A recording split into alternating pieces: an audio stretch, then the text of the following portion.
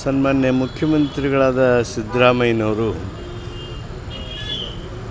ಅತಿ ಹೆಚ್ಚು ಕಾಲ ಮುಖ್ಯಮಂತ್ರಿಗಳಾಗಿ ಸೇವೆ ಮಾಡಿರ್ತಕ್ಕಂಥ ಆ ಸಾಲಿಗೆ ನಾಳೆ ಸೇರ್ತಾ ಇದ್ದಾರೆ.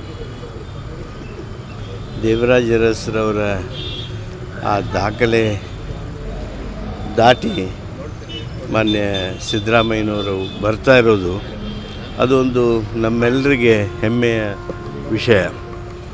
ಅದು ಈ ದಾಖಲಾರ್ಹವಾಗಿರ್ತಕ್ಕಂಥ ಸಾಧನೆ ಮಾಡುವಂಥ ಸಂದರ್ಭದಲ್ಲಿ ಕರ್ನಾಟಕದಲ್ಲಿ ಬಡತನವನ್ನು ಬೇರು ಸಹಿತ ಕಿತ್ತೊಗೆದಿರ್ತಕ್ಕಂಥ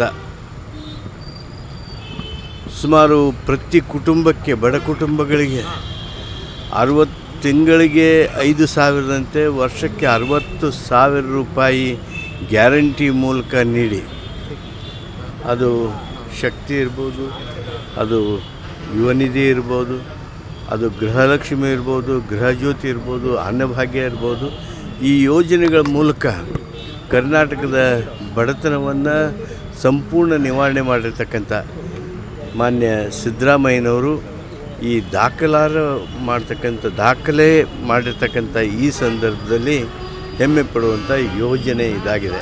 ಅಷ್ಟೇ ಅಲ್ಲ, ಇವತ್ತು ನಮ್ಮ ರಾಜ್ಯದ ಆರ್ಥಿಕ ಸ್ಥಿತಿ ಗಮನಿಸಿದರೆ, ನಮ್ಮ ಆದಾಯ ಹೆಚ್ಚುವರಿ ನೋಡಿದರೆ, ಕೇಂದ್ರ ಸರ್ಕಾರದ ಎಲ್ಲ ರೀತಿಯ ಅಸಹಕಾರದ ಮಧ್ಯವೂ ಸಹಿತ ರಾಜ್ಯ ಅಭಿವೃದ್ಧಿಯತ್ತ ದಾಪುಗಾಲು ಹಾಕ್ತಾಯಿದೆ. ಅವರಿಗೆ ಈ ದಾಖಲೆ ಮಾಡಿರ್ತಕ್ಕಂಥ ಈ ಸಂದರ್ಭದಲ್ಲಿ ನನ್ನ ವೈಯಕ್ತಿಕವಾಗಿ ಹಾಗೂ ನಮ್ಮ ಕನ್ನಡ ನಾಡಿನ ಜನತೆ ಪರವಾಗಿ ಅಭಿನಂದನೆಯನ್ನು ಸಲ್ಲಿಸ್ತೇನೆ.